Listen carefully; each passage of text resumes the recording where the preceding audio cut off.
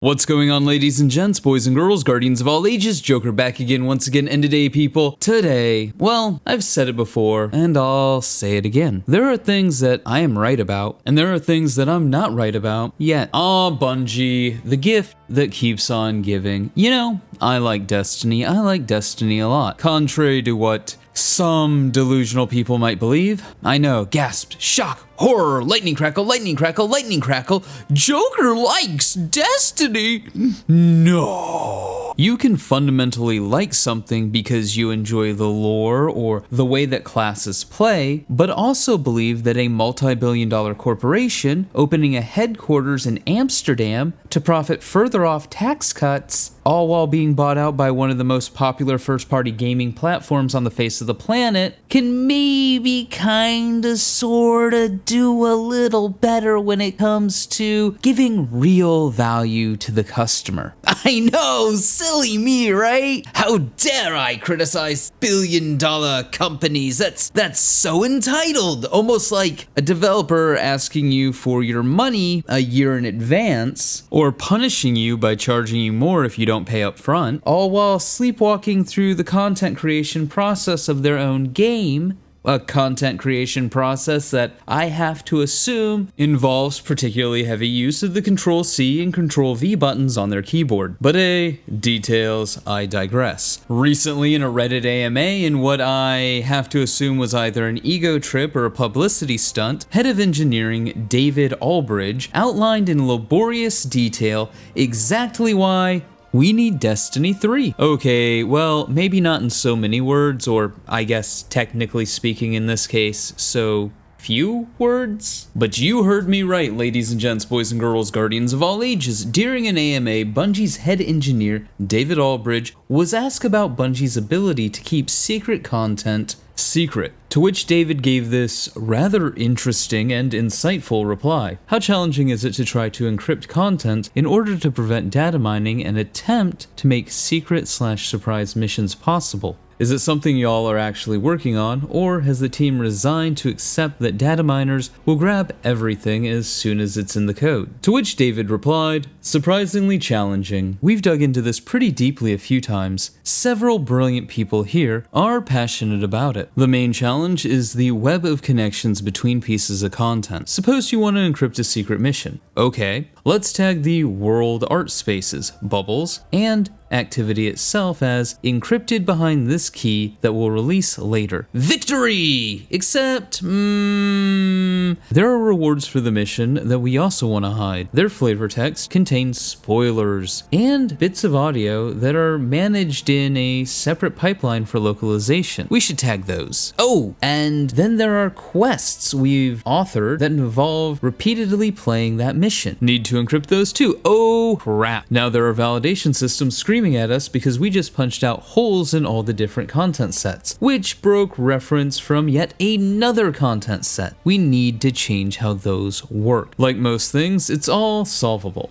It's just expensive. And so far we've concluded that it makes more sense to spend on more cool experiences instead. This all would have been much cheaper if we considered it at the system design stage and force more modularity around things we might want to make secret in the future. But we had a lot of other priorities on our minds back then and didn't foresee the future value of secrets and surprises. I mean, he's not wrong. I'm not going to criticize that answer at all because, well, we know the troubled development of Destiny 2, and we'll get into that as the video goes on. But by his own words, by his own mouth, or I guess hands, we are using a turn of phrase here, David Albridge explains to us exactly why we need a Destiny 3. See, one of the biggest issues with Destiny 2 isn't the meta, it's not balance, it's not even really the development tools, meaning the Tiger engine. Destiny 2 was never meant to be an MMO. It was barely meant to be an RPG. It was slapped together in a year after a catastrophic development reboot. What do I mean? Well, a lot of the old hands might remember the development of Destiny 2 and its release state, but because every video is someone's first, Destiny 2 was only designed to be a 2, maybe 3-year-long disposable game. Kinda sort of in the same vein as Destiny 1 and pretty much every other franchise on the face of the planet. That was Bungie's contractual agreement with Activision Blizzard. The original agreement seems to outline 4 Destiny games with the accompanying DLCs. This Destiny 1 model was a very similar model that we saw for RPGs and other story-centric loot-based games coming out around the same time, or a handful of years before, like Borderlands, or back when BioWare knew how to make good games. I mean, if we go all the way back to 2009 in Dragon Age Origins, BioWare kinda sorta nailed the live service model without it being a live service game. What do I mean? Well, look at the sheer amount of content that BioWare put out for Dragon Age Origins. The Stone Prisoner, Warden's Keep, Return to Ostagar, The Darkspawn Chronicles, Liliana's Song, The Golems of Ragnarok, Witch Hunt. The Witch Hunt DLC would lead into the Dragon Age Origins expansion, Dragon Age Origins Awakening. Think the Taken King, Forsaken, Witch Queen, but bigger, more robust, with better content. This would lead into the not-so-great Dragon Age 2 and all the Dragon Age 2 DLC, and then Dragon Age Inquisition and all of its DLC, and the next Dragon Age game, which I hope, pray, doesn't suck shit through a straw. The Mass Effect games, Mass Effect 2 and 3, also had a very similar content pipeline. Same thing with the Borderlands games. Actually, now that I think about it, and I look back at Dragon Age and Mass Effect and the sheer amount of content those games had, it's actually kind of mind-boggling that Bungie struggles to keep up with the demand for its game, because they're not making games with large branching narrative paths and tons of loot and exploration. They make a handful of items in a linear story with many of the same gameplay mechanics copy and pasted over and over and over again. If anything, these older games were the more live service games. You bought a game, they made DLC, you bought the DLC, and everyone was happy, as opposed to the modern live service game, where live service just seems to be synonymous with, we couldn't be bothered to finish the development of this game before releasing it, please buy our product and hope that it gets better in a year or two. Remember when old games were actually more live service than actual live service games? The good old days. We also can't forget the troubled development of Destiny 2. For those of you who don't remember, because, oh shit, it's been a while, and every video is somebody's first. So Destiny 2 was released half a decade ago at this point. Destiny 1 and Destiny 2's development were notoriously troubled, nearly identical in fact. The TLDR, for the sake of brevity, in a move of what could only be described as gross managerial incompetence, both games spent years and years and years and millions of dollars in development, only to, in the 11th hour, suffer catastrophic reboots. In both instances, Activision Blizzard gave Bungie an additional year of development time to get their shit in order, and well, the rest is history, the results speak for themselves. Destiny 1 Year 1 is notoriously bad, had it out with cut content that took the game all the way through Taken King, clawing back all the goodwill, and Destiny 2 took years and years and years to become a remotely competent game, depending on who you ask. And over the last couple of years, Bungie has released half-baked piece of content after half-baked piece of content, with the Witch Queen being the only real standout piece of DLC since Forsaken. This has largely contributed to, if I'm being generous, the split between Bungie and Activision. Well, at least if you believe the fanboy propaganda that states, Bungie hasn't really been Bungie since Halo. But now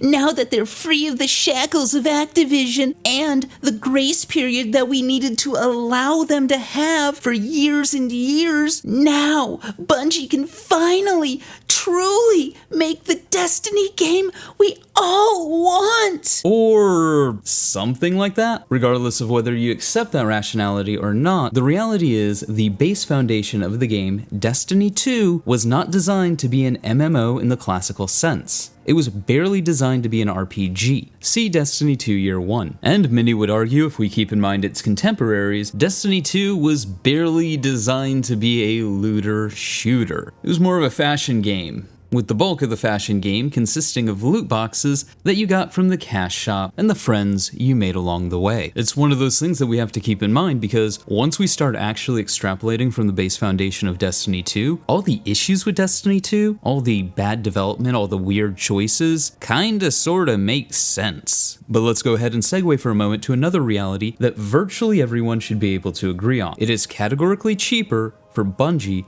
to continue the development of Destiny 2 than it would be for them to build a Destiny 3. But Destiny 2 and its bad foundation are why things like content vaulting will continue to be a necessary evil for Bungie. Oh yes, they've said they're not vaulting any of the large expansions, but this is also kind of sort of like how they said content droughts are a thing of the past. You know, just before the community was plunged into yet another content drought, saying that sunsetting content is a thing of the past is kind of sort of only a half-truth, a little white lie. Because they will still continue to vault seasonal content, which means content vaulting is still a thing. But hey, details. But what if I told you the vaulting of content was only kinda sort of one of the more mundane issues with the current state of Destiny 2? See, vaulting content in the context of Destiny 2, as is, makes sense. I don't like it, I don't agree with it, they should make a Destiny 3, but it makes sense. Destiny 2 was not built to be a game, foundationally, that could handle that much content. Its engine cannot handle the size of the game. The growing size of the game causes the renders of the game to take longer and longer and longer. It also means that bug fixes are harder and harder to do because there's more content interlinking to one another. Systems among systems among systems. All interconnected, all interwoven. It's like the old adage, 99 bugs in the code, 99 bugs in the code, take one down, patch it around, 999 bugs in the code. But more than just technical issues, Destiny has incentive long-term gameplay issues. Let me ask you a question. What do you get somebody who seemingly has everything? What do you do when players have an inventory full of loot for virtually every foreseeable encounter? What do you do when one 140 hand cannon is largely indistinguishable from another 140 hand cannon? Or one pulse rifle is largely indistinguishable from another? What do you do when primary weapons largely suck in PvE? And we're not going to talk about PvP because I like not being depressed. What do you do as a developer when you've largely disincentivized the loot aspect of your loot-based game? Well, you can certainly try playing on nostalgia and reintroducing weapons from Destiny 1. You can introduce a buttload of power creep, or you can sunset everything, all of which Bungie has tried. From the technical aspect, Destiny 2 is a game that, to Bungie's credit, keeps functioning in spite of its ever-growing nature, largely because they've gutted over half of it. But details. But even with those band-aids, we're still seeing the slow running down of the clock. And I think Bungie knows this, which is why Destiny 2 will end after Final Shape, and or its accompanying DLC. I think Bungie's also banking on the idea, as crazy as it sounds, more so with this console generation just feeling like it's getting started, that by 2025, 2026, there will be a new console generation. There's also a utilitarian pragmatism that I have to begrudgingly respect Bungie for here. Why would you make a Destiny 3 when the current player population, by and large, is more than content, not necessarily happy, but at least content playing the same thing over and over and over and over and over again? Why invest in something new when you can milk what you already have? That said, we see player burnout quicker and quicker each season, and players in general have reached the point where they're so powerful, they trivialize basically most of the content. And it's not hard to see why. The bulk of enemies in Destiny 2 are a decade old and haven't really evolved, whereas the players just keep getting stronger and stronger and stronger and stronger. So the only thing that Bungie can do is introduce more and more arbitrary difficulty. Things like champions and modifiers. Things that aren't really difficult, at least not in a way that provides an intellectually stimulating challenge for the players, but more so things that are designed and bolted on to inconvenience the players. Think the DMV of video game designs, which brings us to the sort of penultimate revelation of this entire diatribe. This is Destiny. So how does Bungie go on supporting a game that doesn't really have the infrastructure to grow and adapt and flourish? I don't have those answers, and Bungie isn't paying me to come up with them either. What I do know is, on the consumer standpoint, it'll be interesting to watch how Bungie deals with the fact that players are burning out quicker and quicker each season, going into Lightfall and the subsequent seasons between Lightfall and Final Shape. I think everybody's on the same page, knowing that we need a Destiny 3 for the game to truly evolve and advance and move forward, but there's no reason for Bungie to make one at this point. And it does kind of sort of feel weird talking about a Destiny 3, especially when you look at the state of Destiny 2, because Destiny 2 doesn't feel like a complete game. It feels like we're always talking about how PvP needs X, Y, or Z, or how boring and redundant day-to-day PvE is. It's like, We're in year 5 of Destiny 2, waiting for it to feel as complete as year 3 of Destiny 1, knowing that'll never be a reality. But hey, those are just my thoughts. Let me know yours in the comments below. Remember to like, but only if you did. Subscribe for more. Feel free to donate to my Patreon if you're feeling particularly generous, and above all else, stay frosty.